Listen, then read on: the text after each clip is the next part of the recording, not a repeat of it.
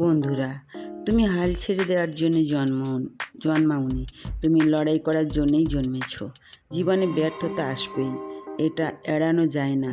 কিন্তু প্রতিটি ব্যর্থতা তোমাকে থামানোর জন্য নয়, তোমাকে কিছু শেখানোর জন্য আসে।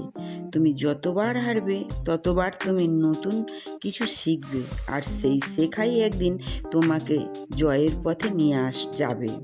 প্রতিটি চোখের জল তোমাকে দুর্বল করে না, বরং ভিতর থেকে আরও শক্ত করে তোলে। যে মানুষ কাঁদতে পারে সে আবার উঠে দাঁড়াতে পারে, কারণ তার ভিতরে অনুভূতি আছে, আর সেই অনুভূতি তাকে মানুষ করে, শক্ত করে। আর প্রতিটি কষ্টই তোমাকে নতুন করে গড়ে তোলে। আজ যে কষ্ট তুমি সহ্য করছো, সেটাই একদিন তোমার সবচেয়ে বড় শক্তি হয়ে দাঁড়াবে।